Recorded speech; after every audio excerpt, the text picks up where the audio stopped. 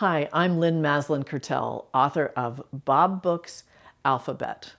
I'll start out by explaining how to use the books and how to teach beginning alphabet. And then we'll go through and read Book 1, the A-B book. These alphabet books are for you to read to your child. Your child should be able to understand the vocabulary in these books, but it's too complex for them to read to you. These books are made for your kids as they are preparing to learn to read. So they're building the foundation skill of learning the alphabet. They're learning the letter names, but more importantly, they're learning the letter sounds. What we want for your child in this process of learning the alphabet is to be able to hear the sounds that the letters make. So when you're saying the word bear, listen for that b, b, b sound. Or when you're saying the word apple, listen for the apple sound. This is very important for your child to tune their ear to be able to hear the sound at the beginning of the word. And also later on to hear the sounds in the middle of the word or the end of the word. These are critical steps for learning to read, and you're building the foundation right now.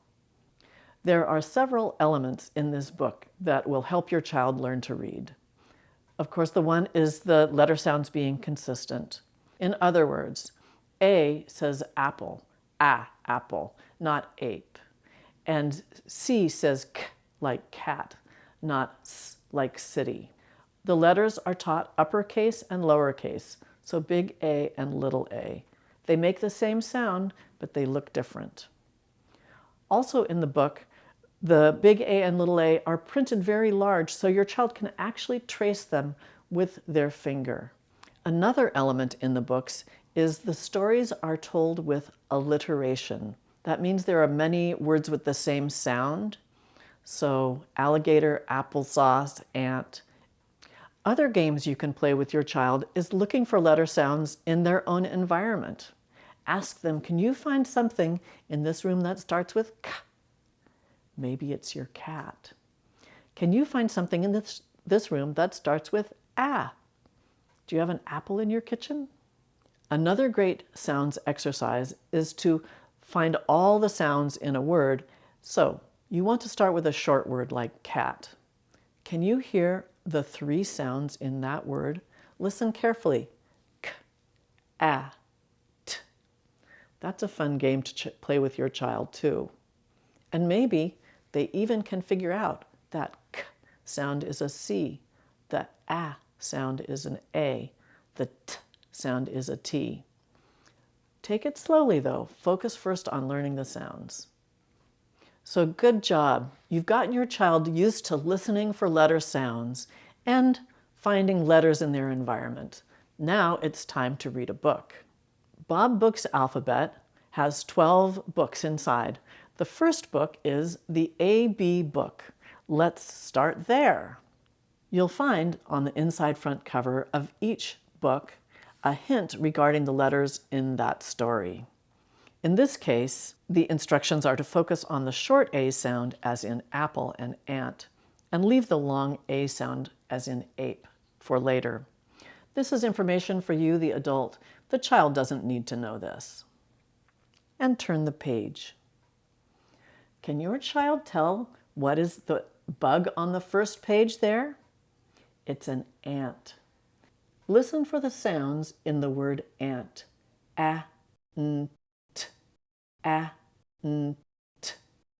And there's the little word ant. They might be able to pick out that capital A in the little word ant, but that's not as important as just hearing the sound. Now, to engage your children who learn through movement, have your child take 2 fingers and trace over that big A while saying ant.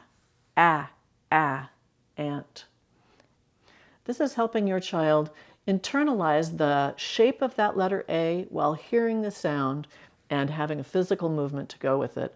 This is engaging all the different learning styles. Now here's the small a. It says apple. Go ahead, trace the letter, play some games with looking for letter A or sound A on this page. Now it's ready to turn the page. Read to your child, alligators eat apples. applesauce. Can your child tell you which words they heard that start with a? You might need to say it again. Alligators eat apples. Which word started with a? At this point, they won't be reading this. You don't need to have them point to the words. That's beyond where they are. Just listen for the sounds. They can point on the pages. Where are the alligators? Where are the apples? What are the ants doing? You can integrate a little math. Count how many alligators, how many apples. Does your child like applesauce? Have you ever made applesauce? So really engage with the book. Turn the page and let's keep going. Bear. Birds. Trace the big B and the little b. Point to the bears and the birds. Is there another item on this page that starts with B? Can your child find it? Turn the page. Here comes the little tiny story. A blissful bear snoozes in bed. Is there room for bunny and beaver? Can your child point to the pictures that start with B? Have them say the words and focus on the B sound. One more page. Alligator serves breakfast. Applesauce for all.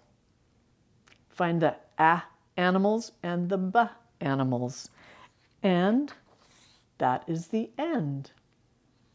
On the last page, there's reference material for parents and teachers, listing all of the words used in the books, including some that are pictures, but they're not actually written words.